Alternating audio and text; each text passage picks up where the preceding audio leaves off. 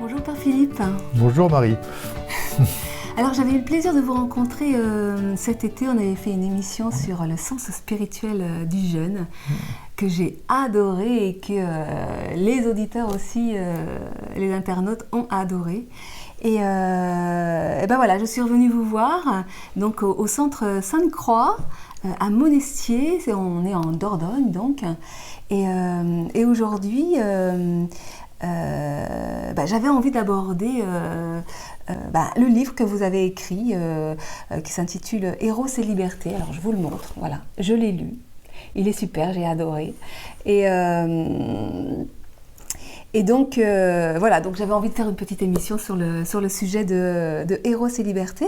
Mais avant de commencer, juste une petite présentation de qui vous êtes, parce que vous êtes Père Philippe, donc vous êtes prêtre orthodoxe. Orthodoxe, c'est ça. Voilà, je suis prêtre orthodoxe. J'ai fondé ce lieu il y a maintenant 36 ans avec mon épouse Eliante. Donc nous animons ici des sessions. Alors il y a plusieurs types de sessions. Il y a un ensemble de 5 modules qui s'appelle Chemin de guérison. C'est tout l'accompagnement psychospirituel, intégration des sciences humaines, c'est-à-dire on ne peut pas faire l'impasse de sa propre histoire. Donc il s'agit d'aller plonger dans sa propre histoire, mais en même temps, quand on a visité sa propre histoire, on n'en sort pas forcément. Donc il y a à orienter cette histoire dans un devenir. C'est toute la question spirituelle, c'est la question du sens, mais c'est aussi le fait d'une disposition particulière, c'est-à-dire qu'on peut avoir nommé des processus, nommé des mécanismes, nommé des schémas intérieurs, pour autant on n'en sort pas. Donc à un certain moment, il s'agit de se positionner par rapport à son histoire. Et c'est une autre façon de procéder qui est complémentaire et que nous instruisons.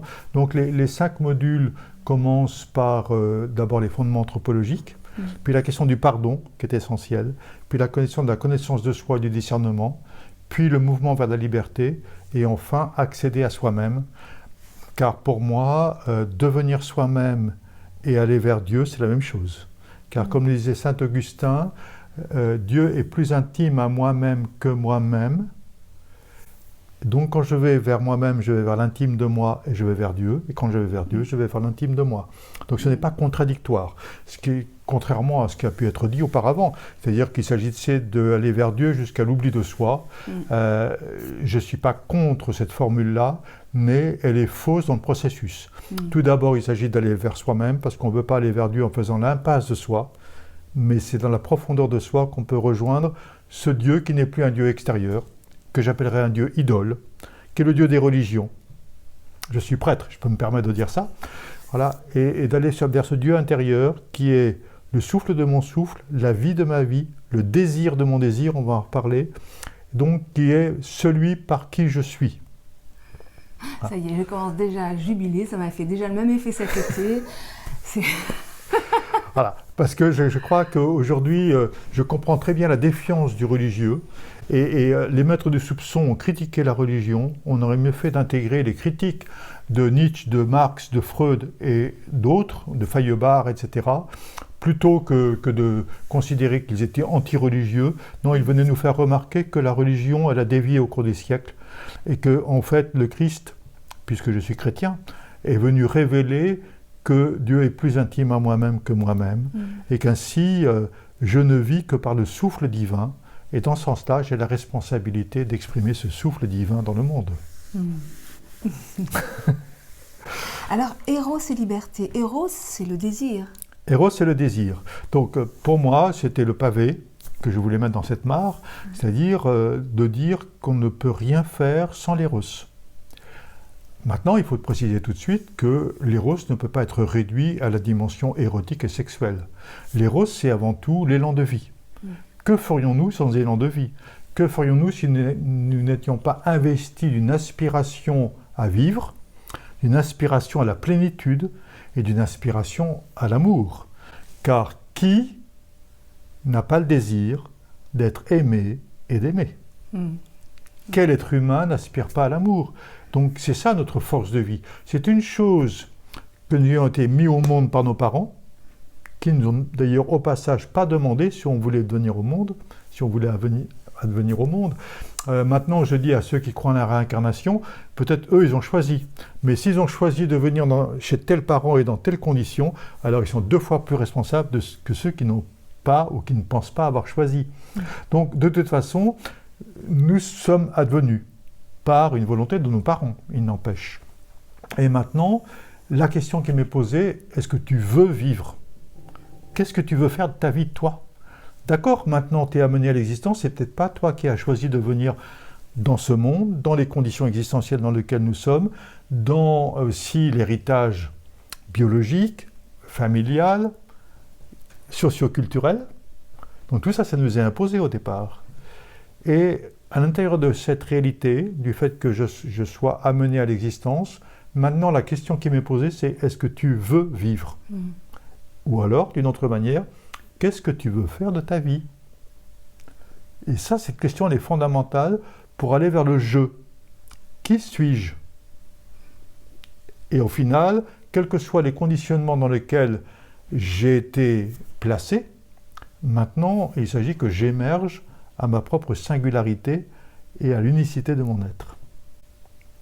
Alors, j'ai beaucoup aimé tout le passage, parce que vous commencez par définir la question. Là, on vient de parler de l'éros, mais en fait, ça démarre surtout par la liberté. Il y a tout un chapitre, Voilà. Finalement, qu'est-ce que la liberté et sommes-nous vraiment libres, en fait ? Alors, je viens de dire que nous ne sommes pas libres au départ. C'est pas vrai, nous ne sommes pas libres, puisque nous sommes plongés dans des conditionnements. Nous n'avons pas choisi d'être blond ou brun, d'avoir une corporéité d'une manière ou d'une autre. Nous n'avons pas choisi nos configurations génétiques, nous n'avons pas choisi d'habiter des mémoires que nous avons héritées à la naissance, même à la conception. Nous n'avons pas choisi le milieu socio-culturel, nous sommes complètement conditionnés et déterminés au départ. Où se trouve la liberté ? Mais la liberté va se trouver dans le fait que je peux en faire quelque chose, je peux devenir moi-même à travers des conditionnements et à travers cet ensemble même de déterminismes qui, au départ, s'imposent à moi, et peu à peu, en les nommant, je peux m'en libérer. Donc la question de l'éros et de la liberté, c'est le fait que cet élan de vie, je vais en faire quoi ? Et j'ai la liberté de pouvoir l'orienter d'une manière constructrice, ou bien de m'autodétruire avec ces conditionnements. Parce que les conditionnements, il y a effectivement toutes ces questions de ne pas choisir la forme dans laquelle on arrive, et le milieu dans lequel on arrive, etc., etc. Mais c'est aussi le fait que finalement, on est aussi héritier de mémoire émotionnelle, on est héritier d'une histoire qui nous habite et qui nous agit, qui nous manipule de façon... Et que quelque part... on reproduit du même, on est fidèle à une forme d'histoire. C'est ça, exactement. Donc on est imprégné de mémoire et nous avons tendance à laisser vivre ces mémoires en nous. Donc ces mémoires s'imposent à nous et nous font faire des choses qui ne sont pas forcément en correspondance avec ce qu'on voudrait. Et lorsqu'on croit faire des choix, souvent ce sont des non-choix. Voilà, donc en fait, quand on fait des choix, on pense que c'est le je conscient qui décide, mais bien souvent, ce sont des mémoires ou des dimensions inconscientes de nous-mêmes qui nous orientent vers telle personne, vers telle situation, qui nous orientent vers telle décision, et finalement, où se trouve le je suis, il est noyé dans un ensemble de conditionnements qui s'imposent à nous et qui orientent notre vie. Donc ça veut dire ici qu'il y a besoin d'un chemin thérapeutique pour dégager, justement, pour nommer tous ces éléments. Tout ce qui n'est pas nommé de mémoire et d'inconscient en nous va s'imposer sous forme de destin, nous dit Jung. Ce qui veut dire que dans l'ignorance, nous sommes manipulés. Il n'y a que par la connaissance de soi qu'on peut aller vers la liberté. Ça montre un processus, à savoir que nous portons en nous des instances non reconnues et non vues qui nous manipulent. La seule façon d'aller vers la liberté, c'est de reconnaître ces instances, de reconnaître ce qui nous manipule pour pouvoir s'en détacher ou s'en désidentifier afin de gagner en liberté et donc d'aller vers soi-même, puisque on sera vraiment libre que lorsqu'on sera vraiment soi-même. Mais qui est ce soi-même ? C'est ça la grande question. C'est important, je trouve, cette question de se désidentifier. Parce que très souvent, on a tendance effectivement à s'identifier, à s'attacher à des formes pensées, à des croyances, enfin, etc. Et à croire qu'on n'est que ça. C'est ça. Et moi, dans l'expérience, je m'aperçois que lorsque je commence à observer qu'il y a une part de moi, mais seulement une part de moi, qui croit ça, qui est attaché, déjà, pouf, ça permet le détachement et ça permet surtout de pouvoir se relier à autre chose, à une autre dimension qui est la dimension de celle qui observe. Voilà, exactement. Donc la dimension de celle qui observe, et celle qui observe, c'est l'être conscient. Donc le conscient, c'est celui qui voit les éléments qui jouent à l'intérieur de l'être humain, à l'intérieur de soi-même, et qui permet justement de prendre une distance, prendre de la hauteur, et d'entrer dans un processus que je nomme comme désidentification. Le grand problème, c'est qu'on soit identifié à des rôles, à des fonctions, ou identifié à des mécanismes ou des processus intérieurs, et on croit que ça c'est moi. Et quand on dit « je suis cela » ou « il est ceci, il est cela », on identifie, ça veut dire on réduit la personne à une particularité, comme si cette personne pouvait être tout entière enfermée dans cette particularité. Ça s'appelle le jugement. Et derrière le jugement, il y a la culpabilité. Quand, par exemple, je rate un examen et je me dis « je suis nul », je suis dans le jugement de moi-même, parce que j'ai raté mon examen, d'accord, ça ne veut pas dire que je sois nul pour autant. Donc je pose une conclusion générale sur un fait précis. Et donc, nous savons le poids de la culpabilité qu'il y a chez l'être humain. Mais cette culpabilité dit le poids du jugement sur soi-même et du poids du jugement sur l'autre. Et avec le jugement, on s'enferme et on se réduit à un aspect que l'on pourrait au contraire poser devant soi et voir comment on pourrait vivre un dialogue et peut-être même un processus de libération par rapport à cet aspect-là. Très souvent, quand on... Enfin, c'est ce que j'appelle la loi du miroir ou la loi de résonance. C'est-à-dire que lorsqu'on est amené à juger l'autre, c'est souvent par le fait qu'on juge une partie de soi. Oui, c'est ce qu'on appelle le phénomène des projections. Oui, voilà. C'est-à-dire on a tendance à projeter sur l'autre les problèmes intérieurs non résolus. Et tout ce qu'on ne peut pas accepter de soi, on le renvoie sur l'autre. Et en général, ça se passe par le fait que l'autre vient toucher une fragilité intérieure. Et le malaise induit, on considère que c'est de la faute de l'autre.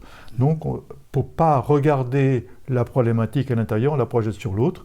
Eh bien, quand on arrête les projections, on peut enfin regarder ce que ça vient toucher en soi, et ensuite, d'une manière discrète et personnelle, certainement, il s'agit d'aller gérer pourquoi j'ai été tellement provoqué ou tellement perturbé par ce que m'a dit l'autre de cette manière-là, et en quoi ça vient toucher quelque chose qui est problématique en moi. Voilà une manière d'avancer. Donc, au lieu de rejeter et de juger l'autre, ce qui nous fait éviter une remise en question. La remise en question, elle est valorisante dans le sens où ce que j'aurais pu regarder va m'amener sur une voie de libération, alors que si je suis dans la projection, eh bien j'ai raté une possibilité d'aller vers ma liberté. Oui, parce que ce que vous dites à travers le livre, c'est que finalement, la seule liberté se trouve à l'intérieur. Donc en fait, la rencontre avec l'autre est toujours une invitation à aller regarder vers l'intérieur. D'aller regarder vers l'intérieur. Donc dans le livre, je situe 3 plans de liberté. C'est important peut-être de le redire. Premier plan de liberté, c'est ce que j'appelle la licence, ou la liberté libertaire. C'est que je peux faire ce que je veux, quand je veux, où je veux, si je veux. C'est toute la révolte adolescente. Et en fait, cette révolte adolescente, on la retrouve même encore dans les maisons de retraite à 80 ou 90 ans. Voilà. Donc, c'est cette autonomie individualiste. À partir du moment où je suis autonome, effectivement, je peux disposer mon emploi du temps comme je veux, je peux aller rendre visite à qui je veux, et on considère que ça, c'est la liberté. Mais comme on a dit tout à l'heure, cette liberté, elle est habitée par plein d'injonctions et plein d'éléments non regardés ou de mémoires qui agissent en moi, malgré moi, et me font faire ce que je ne veux pas faire. Et donc, est-ce que c'est la vraie liberté? Non, c'est une liberté aliénée, qui est dépendante de beaucoup de conditionnements. Maintenant, il y a un deuxième plan, c'est la liberté de choix. dans la liberté de choix, effectivement, on peut choisir ou ceci ou cela. Mais quand on va dans un magasin et qu'on choisit entre un produit et un autre, est-ce qu'une image subliminale n'est pas venue finalement m'informer de quelque chose, me pousser à aller plus vers tel produit, vers tel autre, parce que peut-être je vais en tirer des bénéfices, peut-être parce qu'il y a un avantage commercial ou je ne sais quoi. Donc, est-ce que c'est une vraie liberté? Non encore. Donc, ce qu'on appelle le libre arbitre n'est pas encore une vraie liberté. Donc, nous voyons bien que la liberté est en perspective. Et nous avons dit tout à l'heure que nous ne naissons pas libres, mais nous avons une capacité de devenir libres. Donc, ça offre tout un chemin de libération. Et ce chemin de libération s'appuie sur un fondamental. C'est le oui à la vie et le non à la mort. Et le oui à la vie ne suffit pas, mais il est absolument nécessaire. C'est-à-dire, sans oui à la vie, il n'y aura pas de chemin de progression intérieure. Maintenant, il s'agit de se défaire, et c'est le plus difficile, de toutes les complicités et complaisances avec les pulsions de mort en nous.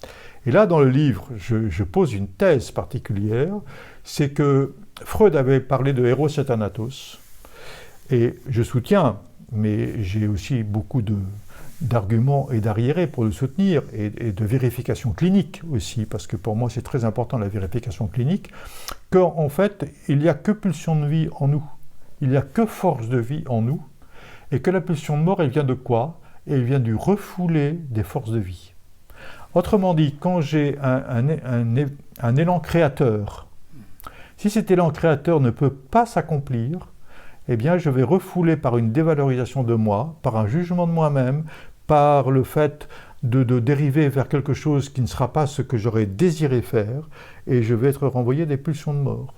Donc, je crois que, effectivement, il y a de la vie en nous, il y a un élan en nous de créativité, et que s'il ne peut pas s'exprimer ou se réaliser, alors ça refoule en pulsions de mort. Donc, les pulsions de mort sont refoulées de force de vie en nous.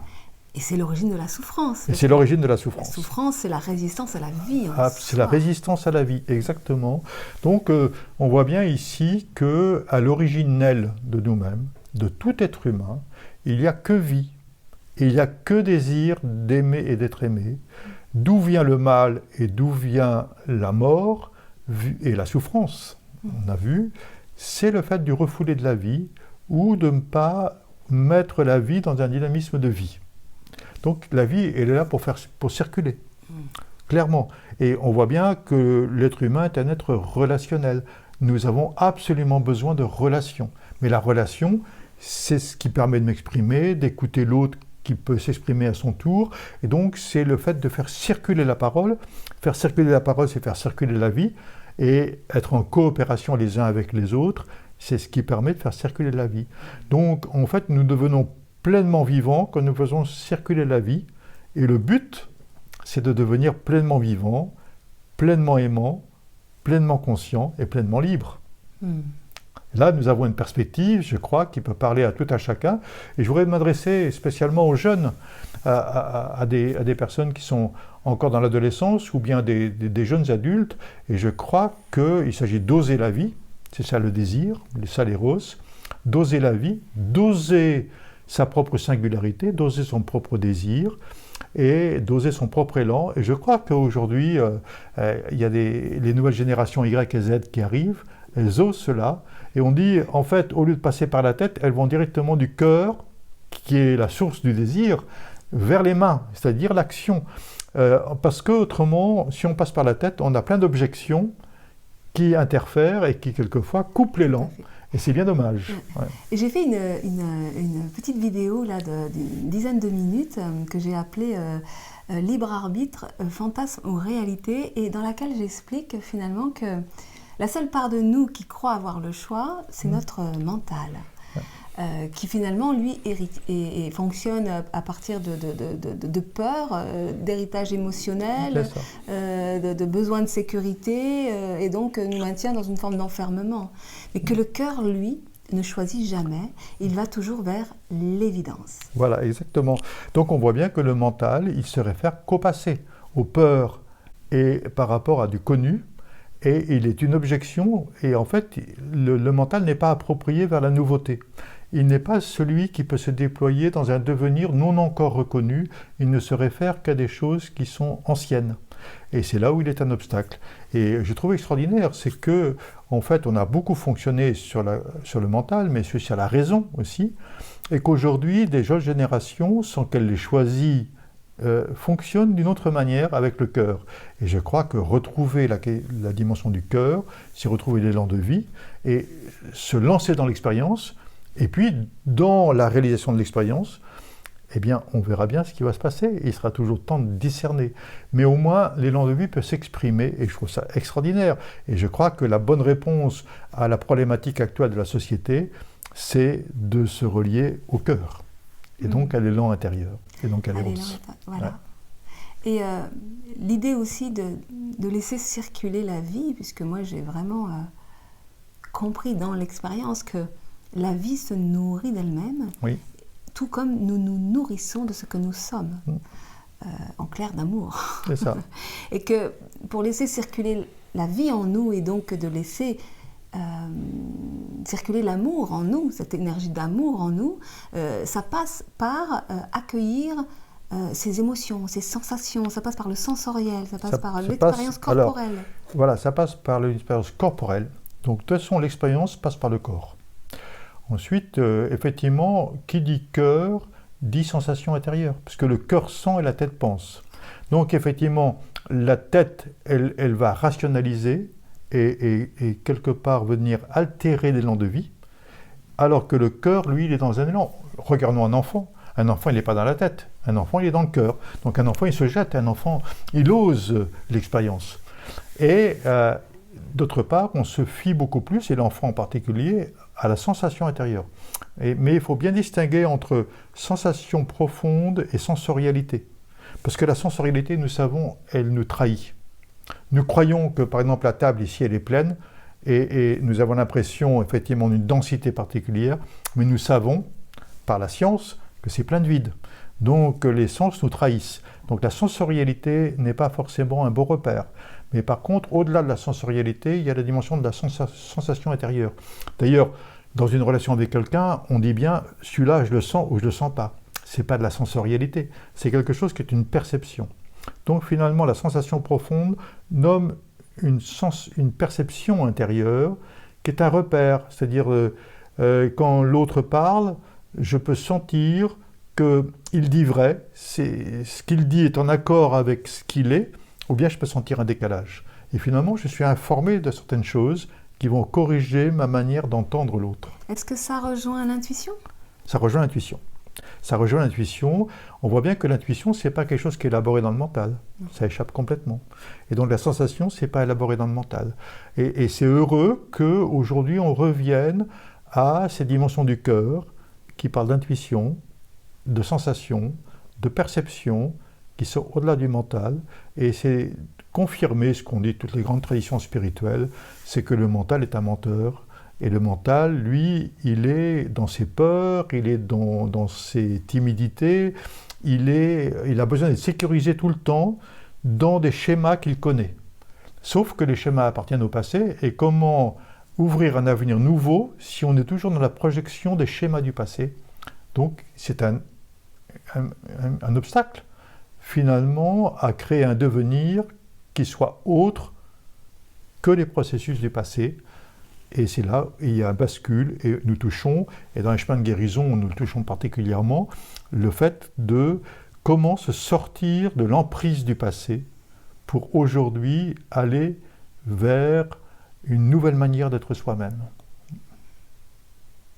Donc c'est une grande question, et c'est fondamental, et je crois qu'aujourd'hui, il s'agit d'oser l'avenir. En tout cas, on voit bien comment nous sommes insérés dans les vieux schémas, et que ce n'est pas dans la reproduction des vieux schémas qu'on pourra s'en sortir.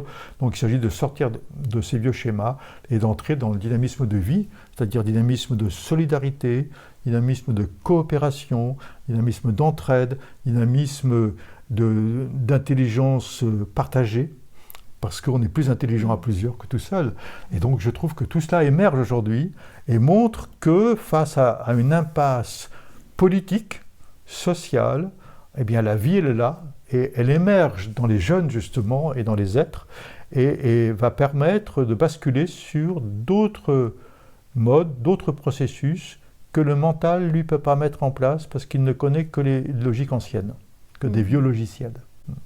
Ah ouais, donc en clair, c'est sortir de sa tête, arrêter d'habiter dans sa tête pour habiter habiter dans son corps, le corps, se laisser revenir dans le par la corps. C'est quand même, je trouve, incroyable. La tradition chrétienne est une tradition de l'incarnation. Voilà. Eh bien, les chrétiens n'ont pas montré qu'ils habitaient particulièrement leur corps. Et c'est là que, parce que tout à l'heure vous parliez de sensorialité et j'avais le mot sensualité qui arrive, parce que finalement, qu'est-ce qui se passe quand on commence à habiter le corps ? Ben, c'est toute la question du désir qui vient. La question du désir. Ben oui, parce que finalement, quand je commence à habiter mon corps, je me laisse toucher par la vie, je me laisse toucher par les autres, potentiellement danger, je peux avoir des sensations qui sont des sensations de vie, tout simplement, qui peuvent aller même jusqu'à l'extatique. À un moment donné, je me sens vibrante et vivante. C'est la question du désir qui vient m'animer. C'est la question du désir qui vient, et c'est là où, dans une dynamique spirituelle, il s'agit d'intégrer cette dimension du désir, donc d'intégrer cette dimension de la sensation intérieure, et après, toute la question, c'est au service de quoi je vais mettre ce désir. Donc c'est là où il y a cette articulation entre éros et liberté, c'est-à-dire qu'est-ce que je fais de mon éros, de mon élan de vie, au service de quoi? Alors ça c'est un point important, parce que soit ça sera au service des autres, et au service de l'épanouissement de l'autre, ou bien ça sera à mon service pour mon propre intérêt.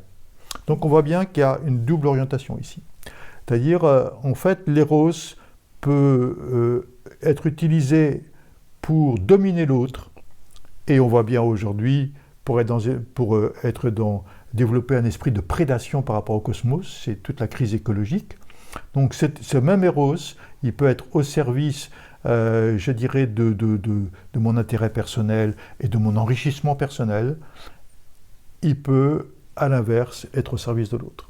Et là, nous avons deux orientations qui ne sont pas réconciliables l'une avec l'autre. Et donc nous avons vu avec toute l'éros qui se développe dans ce qu'on appelle les passions, en tradition judéo-chrétienne, qui est tout cet esprit de prédation, de convoitise, de cupidité, d'avidité, de domination. Donc cette déformation, ou plutôt cette orientation mortifère de l'éros, qui engendre des catastrophes humanitaires terribles. Et maintenant que nous voyons cette impasse, il s'agit de redresser pour vivre cet éros dans le respect de l'autre. Et en fait, c'est un peu, autrement dit, je dirais, ça peut être l'éros au service du petit jeu ou l'éros au service du soi, du grand soi. Enfin, du petit moi ou du grand soi. Ou du grand soi, jeu, voilà. Parce que dans la dimension du soi, l'autre fait partie de... Et donc, parlons directement de la sexualité. C'est pas parce que je ressens effectivement un attrait pour l'autre que je dois violer l'autre, dans les deux sens. Voilà. Donc on voit bien que si on est sous l'emprise de la pulsion et de la passion, c'est au détriment de l'autre et ça va détruire l'autre. Ou alors, est-ce que cette sensibilité qui s'est développée dans la forme de l'attrait de l'autre peut être dans le respect et respecter soit une possibilité de réciprocité, soit une non-possibilité ou une non-réciprocité. Et c'est là où il s'agit d'ordonner les forces de vie au respect de l'autre. Et cette dimension éthique, elle est fondamentale. Et c'est là qui fait toute l'articulation. C'est-à-dire, soit effectivement, j'asservis l'autre à mes propres pulsions, ou bien j'asservis mes pulsions au service de la relation qui se tisse avec l'autre et qui est commandée, je dirais, par l'autre et qui n'est plus dans la tyrannie de ce qui s'impose à moi. Donc cette articulation est fondamentale et c'est ça toute la problématique. Moi j'appelle ça la tendresse. Voilà. Qui finalement, la tendresse qui permet à l'amour de circuler librement, entre douceur et fermeté. Tout à fait. Et voilà. Donc, est-ce que effectivement, l'éros s'épanouit en tendresse, en infini respect de l'autre, ou bien alors qu'on ne peut pas gérer son éros et il devient un vecteur d'agression de l'autre, et donc destructeur. Voilà. Et c'est à cette articulation que les choses se posent ici, Et on le voit sur tous les plans.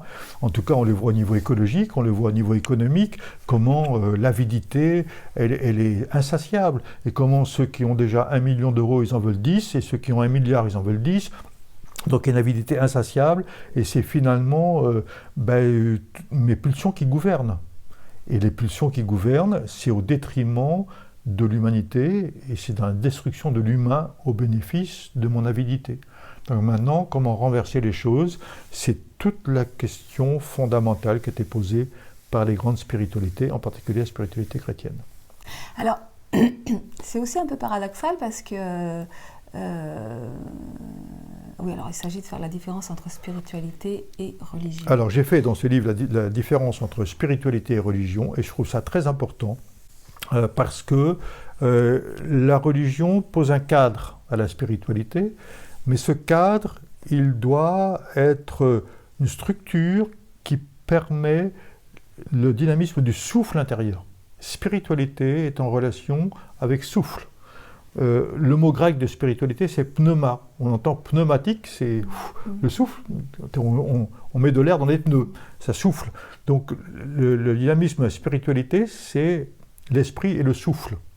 Donc c'est tout le souffle qui doit pouvoir s'exprimer dans les structures, parce que si le souffle n'est pas à l'intérieur d'une structure, alors il n'est pas construit, ce souffle. Et je donne par exemple cette image de la flûte. Bien sûr, on peut souffler comme je le fais maintenant, mais ça ne produit pas des sons magnifiques. Par contre, si j'ai un roseau, qui est une structure, ça va donner une musicalité. Donc on a besoin et du souffle et de la structure. Mais il ne faut pas que la structure enferme le souffle, sclérose complètement le souffle, et il s'agit qu'il soit au service du souffle. Donc la religion devrait être au service de la spiritualité, et pas la spiritualité enfermée dans la religion. Donc ça, il ne faut pas attendre de l'institution religieuse qu'elle nous donne la liberté. Il s'agit d'oser sa liberté à l'intérieur de l'institution religieuse. C'est ce que moi je me permets, et ça fonctionne. On peut vivre sa propre liberté à l'intérieur d'une institution religieuse, c'est possible.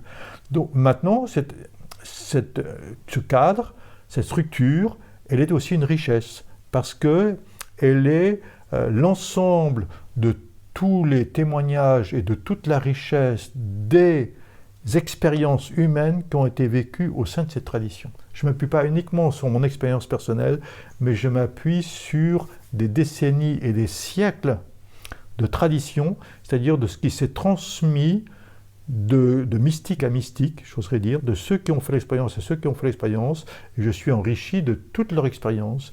Donc c'est un apport. Dans ce sens-là, la religion est vertueuse, mais du point de vue institutionnel, elle peut être sclérosante et elle peut être dommageable. Donc je crois que, en fait, dans les évangiles, les choses sont claires, et je le dis dans mon livre, l'axe que pose le Christ n'est pas un axe religieux, il est un axe spirituel qui est tout entier tourné vers « tu aimeras ». Non pas « tu aimeras » dans une injonction, mais « tu aimeras », c'est-à-dire tu es capable d'amour, tu es capable de progresser dans l'amour, tu es capable de progresser dans le respect de l'autre, et donc l'axe de « tu aimeras » qui est à travers ces 2 commandements, tu aimeras ton Dieu, tout ton cœur, toute ton âme, toutes tes forces, et tu aimeras ton prochain comme toi-même, c'est bien tu aimeras, dit l'axe. Donc je crois qu'on doit absolument se situer dans cet axe de tu aimeras, c'est-à-dire devenir pleinement aimant, devenir pleinement vivant, devenir pleinement conscient, et ensuite, eh bien, tout doit être au service. La structure doit être au service de cet épanouissement spirituel. Alors, ce qui m'interroge, c'est que finalement, il y a un certain nombre de religions, pour en revenir à cette histoire d'habiter son corps, qui justement diabolise le corps, le toucher, le sexe, la sexualité, alors qu'elle est source même d'éveil à la vie. Tout à fait. Donc, c'est terrible comment on a pu dénigrer le corps. Mais c'est un héritage néo-platonicien qui vénérait l'âme en tant qu'immortelle et le corps comme étant une dépouille mortelle. Et donc il y a une dépréciation du corps au bénéfice de l'âme. Mais si nous regardons pour la sexualité, quand il y a justement le fait d'abuser de l'autre. Et on parle beaucoup d'abus sexuels aujourd'hui. Est-ce que c'est le fait du corps ou c'est le fait de quelque chose qui est mal disposé dans la psyché humaine et qui va faire de l'autre un objet de jouissance? Ce n'est pas le corps qui élabore le fait que l'autre va devenir un objet de jouissance. C'est bien au niveau de la psyché, donc au niveau de l'âme. Donc ce n'est pas le corps qui est responsable ici, c'est comment il est animé par l'âme, par la psyché, et par une psyché qui est pathologique, ou en tout cas déviée, ou en tout cas qui n'est pas ordonnée au respect de l'autre. Et donc pourquoi incriminer ainsi le corps alors qu'il n'est, pour le coup, qu'il est instrumentalisé par une psyché désordonnée, ou bien, je dirais, peut-être pervertie. Voilà, donc je crois qu'il s'agit de réhabiliter pleinement le corps, et que le corps, il est en contact direct avec la vie, clairement. Alors que notre rapport à la vie peut être perverti si on a été blessé. Et de fait, on peut avoir été blessé, ça peut avoir perverti un rapport, mais à ce moment-là, il s'agit de soigner l'âme et soigner la psyché. C'est toute l'occasion de la psychothérapie et de toute cette approche fondamentale. Mais en fait, comme on ne veut pas voir cette dimension, alors on dit c'est le corps. Mais c'est trop facile de dire c'est le corps. C'est comme si aujourd'hui on disait mais ça va pas bien, c'est la planète. Mais la planète va très bien, merci beaucoup. C'est-à-dire qu'en fait, la planète vivra très bien sans l'homme, mais l'homme ne vivra pas sans la planète. Donc maintenant, ce qui ne va pas bien, ce n'est pas la planète. Elle subit les conséquences de l'action de l'être humain. Donc celui qui est complètement responsable, c'est l'être humain, parce qu'il est dans un rapport perverti à la planète. Ce n'est pas la vie qui va mal, c'est le fait qu'on contraint la vie, on abîme le vivant. Et bien ça, c'est bien issu de la psyché humaine, que je sache.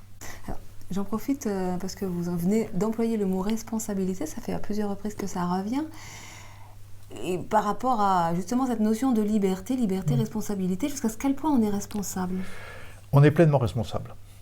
Alors, pleinement responsable, et je vais peut-être choquer un peu, on est responsable de tout ce en quoi on est conscient, mais on est aussi responsable de notre inconscient. Qu'est-ce que nous faisons des mémoires que nous portons en nous? Qu'est-ce que nous faisons du refoulé que nous portons en nous? Qu'est-ce que nous faisons des blessures que nous avons en nous? Donc en fait, nous sommes responsables de nous mettre au clair avec nous-mêmes.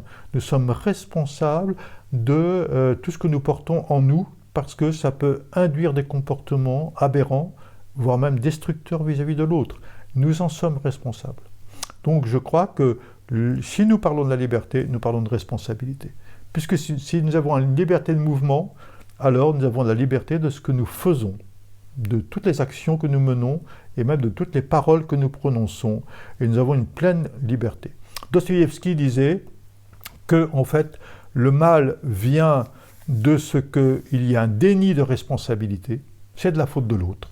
C'est inscrit dans le livre de la Genèse au chapitre 3, c'est pas moi, c'est la femme, dit Adam, et à la femme qui dit c'est pas moi, c'est le serpent. Déni de responsabilité.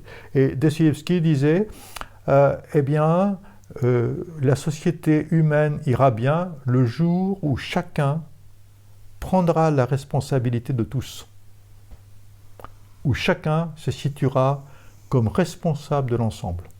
Ça demande une grande maturité humaine et spirituelle. On n'en est pas là, mais c'est quand même une direction. Donc effectivement, il n'y a pas de guérison possible sans prise de responsabilité. Si on projette sur l'autre nos problèmes intérieurs non résolus et qu'on ne veut pas voir en soi, alors ce déni de responsabilité est promoteur d'une répétition sans fin des mêmes mécanismes, des mêmes stratégies et des mêmes schémas intérieurs. Et en fait, la principale victime, c'est soi-même. Alors, l'autre est finalement la voie royale pour se rencontrer. Et le couple, un terrain tout à fait propice à ça. Voilà, je suis content qu'on en arrive là, puisque voilà, ça suit la logique de tout ce qu'on vient de dire auparavant. Donc c'est l'autre. J'aime bien Martin Buber, juif chassidique, qui disait tout chemin spirituel commence par soi-même, revenir à soi-même. Et revenir à soi-même, ça veut dire revenir à la sensation intérieure, se remettre en phase avec soi-même, se remettre en phase avec son propre désir. Qu'est-ce que je veux? Parce qu'il faut d'abord savoir ce qu'on veut avant de faire ce qu'on peut. Et puis, deuxième temps, il continue par le fait de l'autre. c'est l'autre qui va me permettre de m'ajuster à moi-même.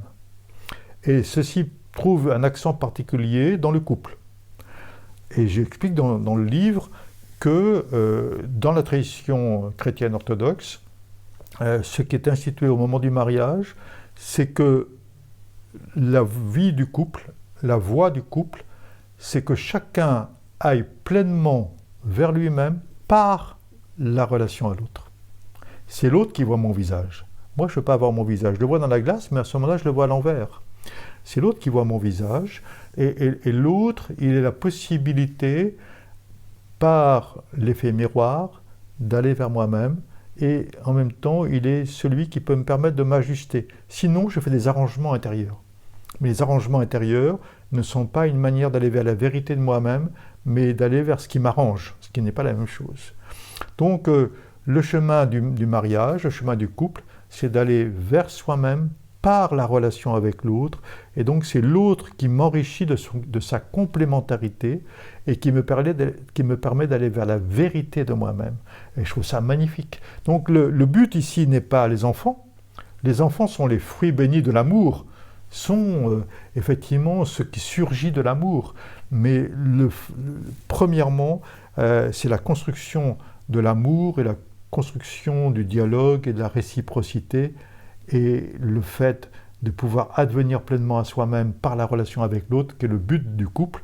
Et je crois que si on construisait le couple de cette manière-là, alors effectivement, l'enfant serait toujours bien, parce que si les parents s'aiment, l'enfant, il se porte bien, mais si les parents ne s'aiment pas, l'enfant, il en subit forcément les conséquences. Et oui, c'est là où c'est dramatique. Mais quand on voit effectivement... moi qui ai beaucoup travaillé dans le milieu des violences familiales, de la parentalité, etc., où aujourd'hui on sait qu'on a plus de chances de mourir au sein de sa propre famille que dans un accident ou dans une guerre, hein, statistiquement, finalement, il y a du boulot, quoi. Il y a du travail. Donc je crois que maintenant il faut prendre tous ces éléments très au sérieux et puis les mettre en pratique. C'est-à-dire, je trouve qu'aujourd'hui, on est toujours dans le fait d'un travail d'approche, mais on ne va pas au cœur des questions. Et on parlait du cœur tout à l'heure, je crois qu'il s'agit d'aller au cœur, là, et au cœur des questions en particulier. Et la grande question, c'est que il s'agit de prendre soin du vivre ensemble, prendre soin de la relation, parce que nous sommes des êtres relationnels, nous avons soif de relations, nous ne pouvons pas vivre, je dirais, sereinement en dehors des relations. Et il s'agit de construire des relations qui nous permettent un épanouissement, et l'épanouissement de l'autre. J'aime bien cette phrase qui est donnée dans la Bible, où Dieu dit à Abraham « va vers toi ». Et c'est incroyable comment dans le Cantique des Cantiques, cette même parole, l'erlera en hébreu, est traduite dans le Cantique des Cantiques par « viens vers moi ». Donc on voit tout de suite la transformation, « viens vers moi, mets-toi au pied » ou bien « va vers toi ». On sent bien que la disposition de la personne est tout à fait différente. Voilà. Donc comment on pourrait disposer les choses pour que chacun trouve son plein épanouissement, ce qui serait un bénéfice pour toute l'humanité, et en tout cas pour tout l'univers familial, pour tout l'univers social.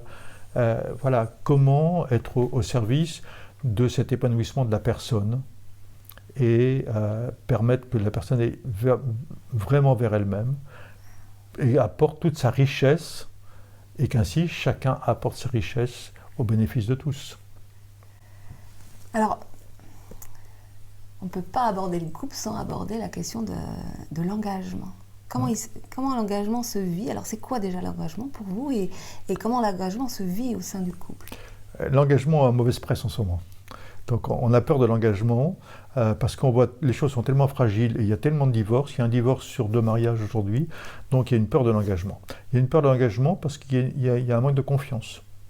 Et il y a un manque de confiance parce qu'il y a tellement de possibilités aujourd'hui. On se dit, voilà, cette relation, elle va durer combien de temps? Donc, est-ce que je m'y jette complètement dans cette relation? Ou bien je me garde un peu des dispositions et des moyens de sortie parce que si jamais ça se passe mal, eh bien, moi, je vois qu'aujourd'hui, très peu de jeunes aient envie de s'engager, parce que c'est dangereux. Clairement, c'est dangereux. C'est dangereux parce qu'il y a un manque de confiance. Et il y a un manque de confiance parce qu'il y a un manque d'éthique. C'est-à-dire, on ne sait pas exactement ce que pense l'autre. Est-ce que, pour l'instant, ça va parce que ça convient à l'autre, au conjoint, mais si ça ne convient pas, comment ça se passe? Et puis, on trouve aussi, il faut bien le dire, combien de femmes qui ont élevé les enfants, qui sont restées à la maison. Et puis quand il y a un divorce, eh bien, les plus pénalisées, ce sont ces femmes-là, elles n'ont pas de carrière professionnelle derrière. Donc on voit bien qu'aujourd'hui, il y a ce manque de confiance qui fait une précarité et une peur de l'engagement. Donc je peux comprendre. Alors maintenant, la question, c'est comment construire une relation qui permette que la confiance puisse s'instaurer. Parce que la confiance, ça ne se décrète pas, la confiance, ça s'éprouve. Donc moi, je crois que le couple ne tient pas par l'éros. L'éros, c'est l'élan initial qui est important, et il est beau cet éros, cet élan amoureux. Mais toute la question du couple, c'est transformer l'élan amoureux en art d'aimer. Et l'art d'aimer, c'est ce qu'on va tisser dans la relation l'un avec l'autre.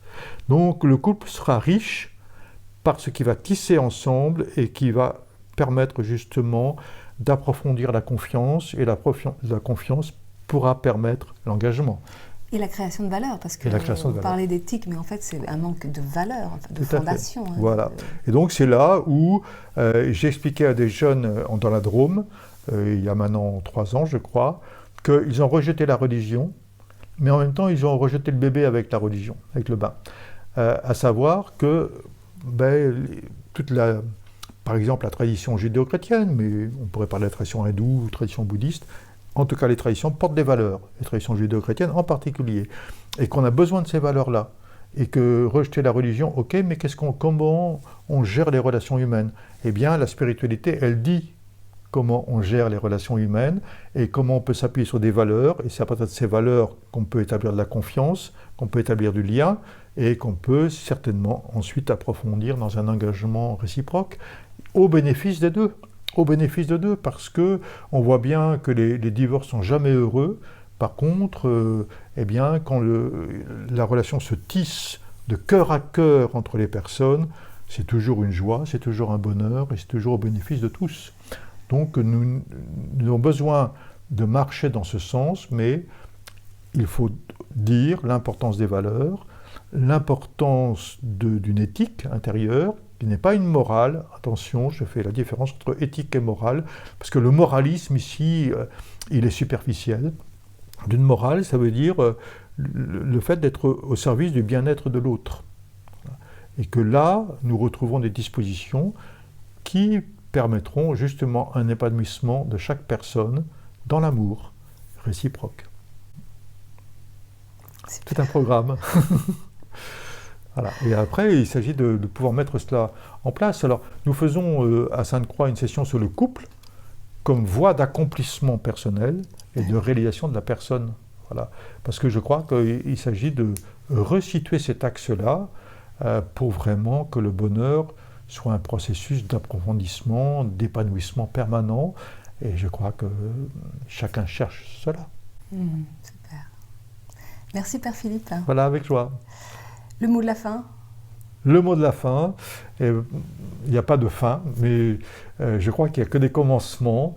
Donc je souhaite à chacun de vivre le bonheur, de vivre une pleine joie, de vivre un plein épanouissement, de devenir pleinement vivant, pleinement aimant, pleinement conscient, pleinement libre. Merci. Merci. Au revoir.